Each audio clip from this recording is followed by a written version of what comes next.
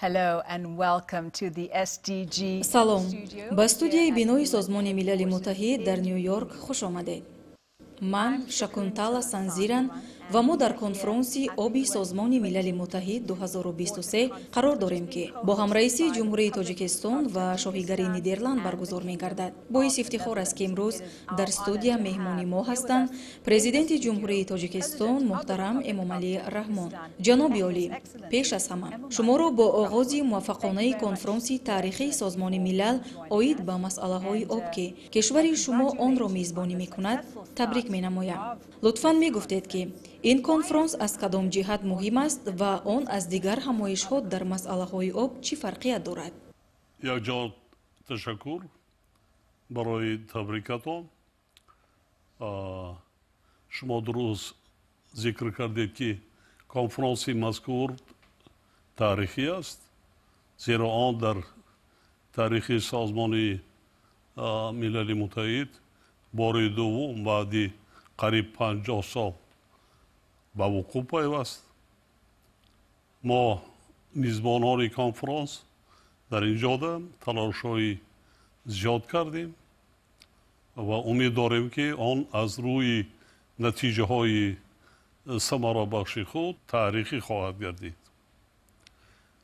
таҳлилҳо нишон медиҳанд ки вазъи захираҳои об дар сайёра махсусан оби тоза зери таъсири амиқи таҳдидҳои гуногун аз ҷумла тағйири обии иқлим, афзоиши аҳолӣ, тамоюли шаҳрнишинӣ ва саноатукунонӣ сол то сол муташанниж гардида истодааст.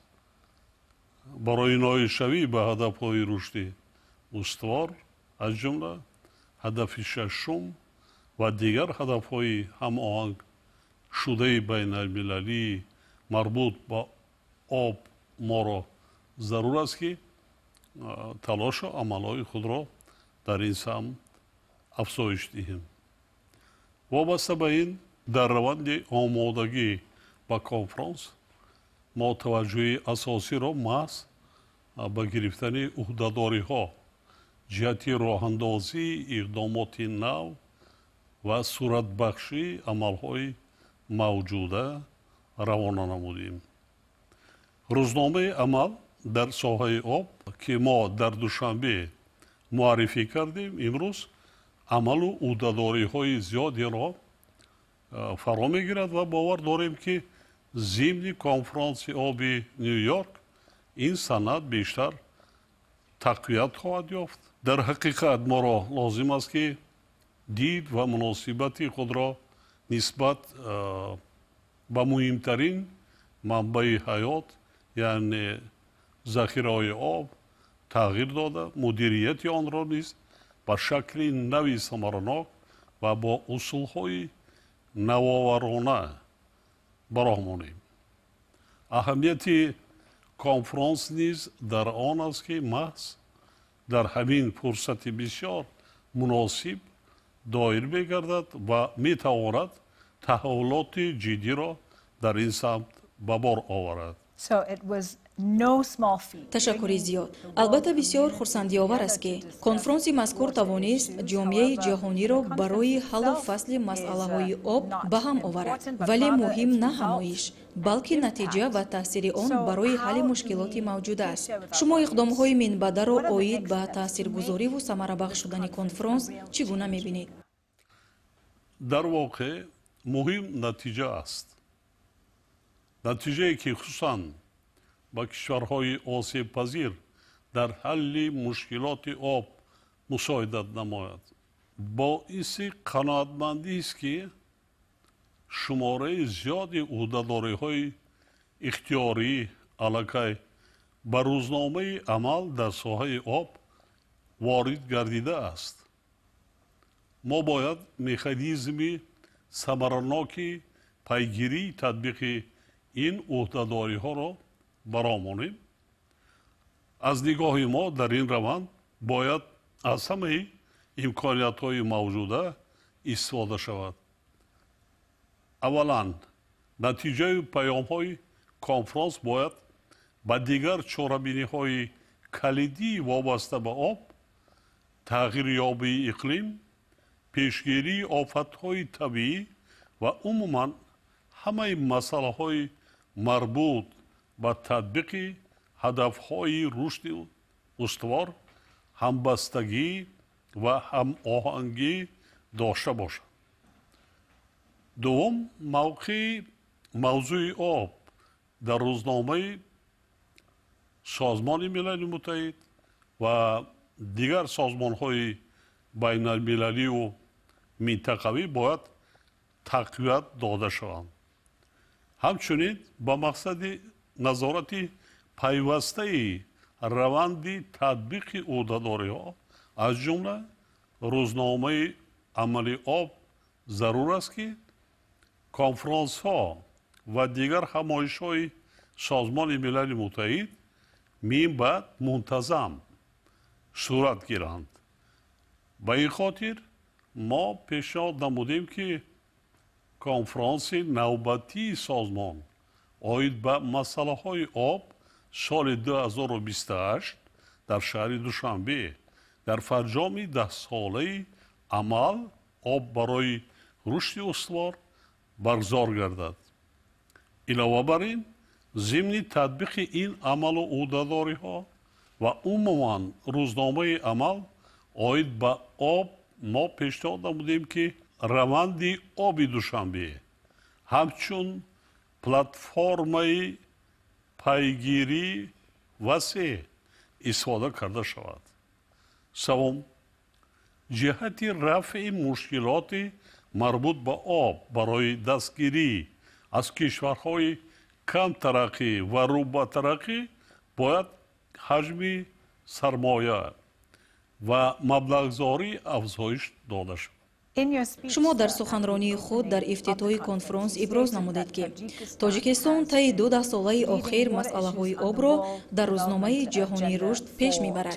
лутфан мегуфтед ки ҳадафи асосӣ аз ин ташаббусу иқдомҳо чӣ аст ва то чӣ андоза кишвари шумо аз ин кор манфиат мегирад? тоҷикистон ҳанӯз соли 1999 аз минбари созмони милали муттаҳид ташаббуси аввалини худро оид ба эълон кардани соли 2003 ҳамчун соли байналмилалии оби тоза пешниҳод карда буд. баъдан дар ҳамин доира бо ташаббуси кишвари мо соли 2013 соли ҳамкориҳо дар соҳаи об солҳои 2005, 2015 ва 2018-2028 мутаносибан дар солҳои байналмилалии амал об барои ҳаёт ва об барои рушди устувор эълон гардидаанд. вобаста ба ин татбиқи ин ташаббусҳо шаҳри душанбе пойтахти тоҷикистон борҳо аз чорабиниҳои байналмилалии сатҳи баланд мизбонӣ намудааст. моҳи декабри соли гузашта маҷмӯаи умумии созмони милали муттаҳид бар асоси ташаббуси навбатии мо қатъномаи дахлдорро дар хусуси эълон кардани соли 2025 ҳамчун соли байналмилалии ҳифзи пиряхҳо қабул кард. ҳадафи асосии ин иқдом ҷалби таваҷҷӯҳи ҷомеаи ҷаҳонӣ ба мушкилоти глобалии обшавӣ бо суръати пиряхҳо мебошад. фарогир гардидани ҳадафу вазифаҳои вобаста ба об зимни ҳадафҳои рушди устувор дар баробари ҳадафҳои рушди ҳазорсола ва ҷой ёфтани масъалаҳои об дар рӯзномаи мавзӯъҳои иқлим, гуногунии биологӣ, озуқа, энергетика ва дигар бахшҳо натиҷаи ҳамин талошҳо ва чораҳои андешидашуда мебошад. тоҷикистон ба сифати кишвари манбаи обҳои минтақавӣ ҳамзамон ҷонибдори истифодаи صرفه‌کارانه و عاقلانه آب در منطقه و بیرون از آن است. بنابراین از جانب جامعه جهانی دستگیری یافتن همه تشبس‌های ما و به حیث یکی از کشورهای پیشصف در بررسی مسائل گلوبالی آب اعتراف شدن تاجیکستان این خود دستاورد بزرگ است. ما چنین می‌شماریم که با این ابتکارات برای صرفه‌کارانه و عادلانه استفاده بردن ذخیره‌های آب در سطح گلوبالی سهمگذار شدیم. ما با مقصد بلند برداشتن معرفتناکی جامعه دایر به استفاده آب در سطح‌های ملی نیز با پیشروی‌های نظررس نائل گردیدیم. شما درباره سال بین المللی حفظ پیره‌ها گفتید. در حقیقت این موضوع بسیار مهم است. لطفاً بگویید که از نگاه شما این تشبس تا چه اندازه به حفظ پیره‌ها تاثیر گذاشته می‌تواند؟ پیره‌ها ذخیره اساسی آب‌های تازه در سیاره ما هستند. متاسفانه مقدار آنها زیر تأثیر تغییر آبی اقلیم سال تا سال کم شده ایستاده است. در سخنرانی خود دایر به همین موضوعها صحبت داشتم. در چند ده سال آخر در تاجیکستان زیاده از 1000 پیرک پوره از بین رفتند. آبشوی با سرعت پیرک‌ها در دیگر قطعه‌های عالم از جمله در ارکتیکا و انتارکتیدا نیز به مشاهده می‌رسد. از طرف دیگر شماره اهالی سال تا سال زیاد شده طلبات به آب نیز با سرعت می‌افزاید. با در نظر داشته این حالت نشان دهنده تامین آب به سر هر نفری اهالی نیز سال به سال کمتر می‌گردد. در 15 ساله آخر این نشان دهنده علاقه 2.5 برابر کاهش یافته است و تمایل مذکور حال هم ادامه دارد. آبشوی با سرعت پیرک‌ها که سرچشمه اساسی آب تازه به شمار می روند روند نگران کننده می باشد و ما باید برای پیشگیری از آن چاره‌های مؤثر و مشترک اندیشیم. هدف اساسی تشبس‌های ما در سطح حفظ پیرک‌ها جلب توجه جامعه جهانی به مهمیت این مسئله و اندیشیدن چاره‌های قطعی جهت کاهش دادن تأثیر منفی روند گلوبالی تغییر آبی اقلیم با پیرک‌ها میباشد. اعلان روز جهانی حفظ پیرک‌ها، تأسیس فوند مخصوص و برگزار کردن کنفرانس بین المللی آید به این مسئله در شهر دوشنبه در سال 2025 از جمله وسیله‌های مهم جهت رسیدن به این هدف‌ها میباشد و شما را نیز دعوت میکنیم در وقتی گذراندن کنفرانس و اشتراک در این کنفرانس. تشکر زیاد. برمیگردیم به هدف و نتیجه های کنفرانس امروزه. کارهای زیادی برای موفق و ثمره بخش گردانیدن آن از جانب جمهوری تاجیکستان و پادشاهی نیدرلند همچون میزبانان این همایش مهم جهانی انجام شدند. کشور شما از این روند چی آموخت و از نتیجه های آن چی برداشت خواهد داشت؟ البته این باعث افتخار است که جامعه جهانی با ما اجرای این نقش مهم را واگذار کرده است. از طرف دیگر این مسئولیت بزرگ است که ما آن را با خوبی درک کرده ایم. همین است که ما یک جایه با پادشاهی نیدرلند، نهادهای سازمان ملل متحد و دیگر شریکان تلاش نمودیم تا این کنفرانس واقعا هم موفق و از لحاظ نتیجه هایش تاریخی گردد. تجربه اساسی که در این روند ما گرفتیم طرز درست و هدفمندانه بررسی موضوع آب که در نهایت با تشبوس تاجیکستان و نیدرلند همه کشورهای جهان را در یک مکالمه سازنده با هم آورد. جنبه مهم دیگری که میخواستم ذکر نمایم آن است که برای رسیدن به ثمره دلخواه پیش از همه متحد سازی سعی و تلاش‌های جامعه جهانی و سازمان‌های بین المللی در تطبیق عمل‌های مشترک ضرور می‌باشد. شما واقعاً یکی از پیشوایان جهانی هستید که مسئله آب را پیوسته پیگیری میکنید. با در نظر داشت روندهای امروزه اطراف مسئله‌های آب چی پیامی به جامعه جهانی دارید؟ سالهای آخر ما شاهد خشکسالی و آبخیزی‌های بی‌سابقه بودیم که با مقیاس بزرگ و فراگیری جغرافی غیر چشم داشت خود باعث نگرانی عمیق همگان گردیدند.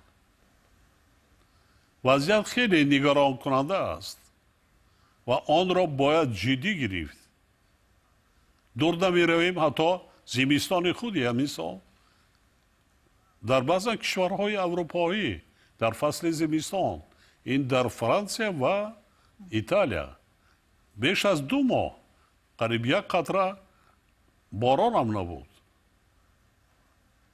خب یا اینکه در خود تاجیکستان و منطقه آسیا مرکزی خشکسالی های پی هم خیلی تیز زود تکرار شده ایستاده است.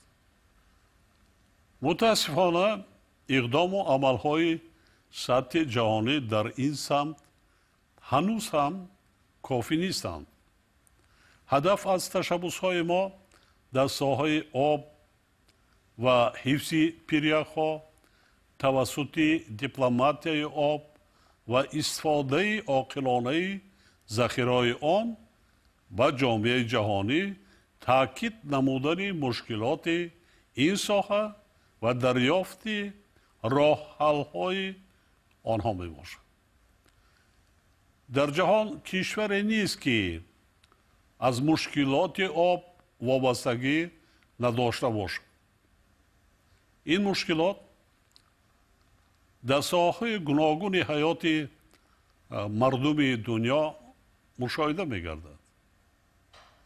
در بعضی کشورها مردم از نارسایی آب برای نوشاکی، پالیزی، بهداشت و دیگر بخش‌ها تنقیصی دارند. از طرف دیگر آفت‌های زیاد طبیعی مثل خشکسالی، سیل و آبخیزی‌ها و ترمفرایی با اقتصاد و حیات مردم خسارات زیاد می آورد. برای همین من فکر می کنم که در همه این مسئله ها هم در سطح ملی و هم منطقوی و گلوبالی باید مکانیزم های با اعتماد موثر برای تأمین آب و مدیریت ثمرناک مسئله های مربوط به آب تهیه و راه اندازی کرده شوند. چون که در صورت نادیده گرفتن مشکلات جای داشته رسیدن به هدف های رشد استوار در همه کشورها غیر امکان می گردد. کوشش های ما در ساحه آب ثابت نمودند که آب می تواند به صفت عامل پیوندگر در مناسبت های دولت ها نقش موثر بازد. در ضمن تاجیکستان آمادگی خود را جهت تبادل تجربه در این ساحه اندوخته‌اش با همه شریکان اظهار می نماید. در این زمینه کنفرانسی مذکور فرصتی مناسب فراهم آورده است. اطمینان کامل دارم که جامعه جهانی از این فرصت و امکانیت درست استفاده خواهد کرد. خب تشکر زیاد. آنچه که گفتم ما شما را دعوت میکنیم که بیشتر به تاجیکستان سفر کنید. این علاقه پنجم تشبوس ما به شما رو میرود دایر به اعلان شدن حفظ پیریک‌ها در سال 2025. این به نهایت برای ما افتخار است.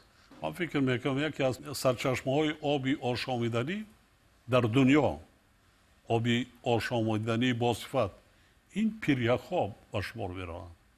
سرچشمه اساسی. اگر ما این چیز رو از وی کنیم، آینده گیم که هستی انسانیت زیر خطر میماند. من یک جا تشکر میگویم برای صحبتی امروزه. به شما سلامتی موفقیت آرزو می‌کنم. شما سفر کنید بینید چه امکانیت ها تاجیکستان دارد. خودی ما مشکل آب نداریم. برعکس ما از آب که در تاجیکستان ما گویم که در آنچه که تشکل می‌یابد ما 5% را استفاده میکنیم. برای ما این بسنده است. چون که کشور ما کشوری کوهستانی است. 93%اش کوه است. ما زمین نداریم برای بگید. دیگر آب را کشورهای منطقه استفاده میکنند. ذخیره‌های آبی آشامیدنی خیلی بزرگ داریم.